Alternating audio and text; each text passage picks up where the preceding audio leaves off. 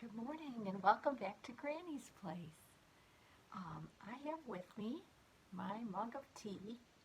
This special mug is from a friend of mine, and she came and we had tea together. It was a few months ago, and when she left, she gave me this mug, and it says, "I can do all things through Christ who strengthens me." It's a wonderful promise. It's from the Bible.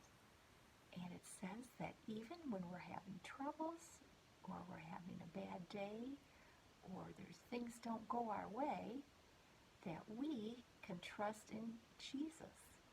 We can have His strength to get through anything that we're going through. So I love this mug because it reminds me of that wonderful promise that Jesus says, "I can do all things through Christ who gives me strength." I'm going to put that down and show you the book that we're going to read together today. It's called The Little Engine That Could. This is a story about some boys and girls that had some troubles. Things weren't going so good. But in the end, everything worked out. So I am looking forward to reading this book to you today. The Little Engine That Could by Watty Piper. Chug, chug, chug. Puff, puff, puff. Ding dong, ding dong. The little train rumbled over the tracks. She was a happy little train, for she had such a jolly load to carry. Her cars were filled full of good things for boys and girls.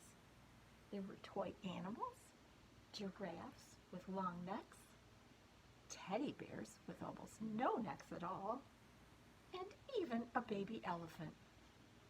Then there were dolls with blue eyes and yellow curls, dolls with brown eyes and brown bobbed heads, and the funniest little toy clown that you ever saw. And there were cars full of toy engines, airplanes, jackknives, puzzle books, and every kind of thing boys or girls could want. But that was not all. Some of the cars were filled with all sorts of good things for boys and girls to eat. Big golden oranges and red-cheeked apples, bottles of creamy milk for their breakfast, fresh spinach for their dinner, peppermint drops and lollipops for their after-meal treats. The little train was carrying all these wonderful things to the good little boys and girls on the other side of the mountain. She puffed along merrily. Then, all of a sudden, she stopped with a jerk. She simply could not go another inch. She tried and she tried, but her wheels would not turn. What were all those good little boys and girls on the other side of the mountain going to do without the wonderful toys to play with and good food to eat? "Here comes a shiny new engine," said the funny little clown who jumped out of the train. "Let's ask him to help us." So all the dolls and toys cried out together, "Please, shiny new engine, won't you please pull our train over the mountain? Our engine has broken down, and the boys and girls on the other side won't have any toys to play with or good food to eat unless you help us." But the shiny new engine snorted, "I pull you? I'm a passenger engine. I've just carried a fine big train over the mountain with more cars than you ever dreamed of. My train had sleeping cars with comfortable berths, a dining car where waiters bring whatever hungry people want to eat, and parlor cars in which people sit in soft armchairs and look out of big plate glass windows. I pull the likes of you? Indeed not." and off he steamed to the roundhouse, where Injuns live when they're not busy. How sad the little train and all the dolls and toys felt. Then the little clown called out, "The passenger engine is not the only one in the world. Here's another engine coming. A great big strong one. Let's ask him to help us." The little toy clown waved his flag and the big, strong engine came to a stop. "Please, oh please, big engine," cried all the dolls and toys. "Won't you please pull our train over the mountain? Our engine has broken down, and the good little boys and girls on the other side won't have any toys to play with or good food to eat unless you help us." But the big, strong engine bellowed, "I'm a freight engine. I've just pulled a big train loaded with big machines over the mountain. These machines print books and newspapers for grown-ups to read. I am a very important engine indeed. I won't pull the likes of you." And the freight engine puffed off indignantly to the roundhouse. The little train and all the dolls and toys were very sad. "Cheer up," said the little clown. "The freight engine is not the only one in the world. Here comes another one. He looks very old and tired, but our train is so little, perhaps he can help us." So the little toy clown waved his flag, and the dingy, rusty old engine stopped. "Please, kind engine," cried all the dolls and toys, "won't you please pull our train over the mountain? Our engine has broken down, and the boys and girls on the other side won't have any toys to play with or good food to eat unless you help us." But the rusty old engine sighed. "I am so tired. I must rest my weary wheels. I cannot pull even so little a train as yours over the mountain. I cannot. I cannot. I cannot." And off he rumbled to the roundhouse, chugging, "I cannot.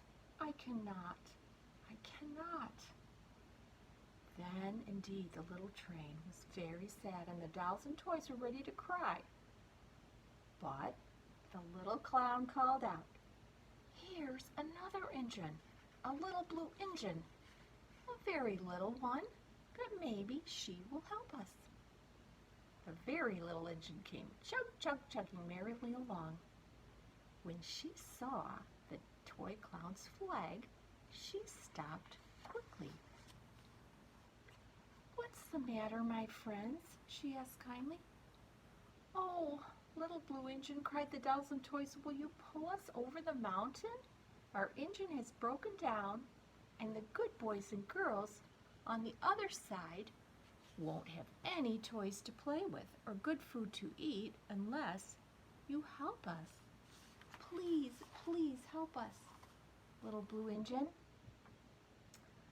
"Well, I'm not very big," said the little blue engine. "They use me only for switching trains in the yard. I've never been over the mountain." "But we must get over the mountain before the children awake," said all the dolls and toys. The very little engine looked up and saw the tears in the doll's eyes, and she thought of the good little boys and girls on the other side of the mountain who would not have any toys or good food unless she helped them. Then she said, "I think I can. I think I can. I think I can." And she hitched herself to the little train. She tugged and pulled and pulled and tugged, and slowly, slowly they started off. The toy clown jumped aboard, and all the dolls and toy animals began to smile and cheer. Puff, puff, chug, chug went the little blue engine. "I think I can. I think I can. I think I can. I think I can. I think I can. I think I can." Up, up, up, faster and faster and faster the little engine climbed, until at last they reached the top of the mountain. Down in the valley lay the city. Hooray! Hooray! Cried the funny little clown and all the dolls and toys. The good little boys and girls in the city will be happy because you helped us, kind little blue engine. And the little blue engine smiled and seemed to say as she puffed steadily down the mountain, I thought I could, I thought I could, I thought I could, I thought I could. The end. Wow. What a great story. It ended so happy, even if they had a lot of troubles.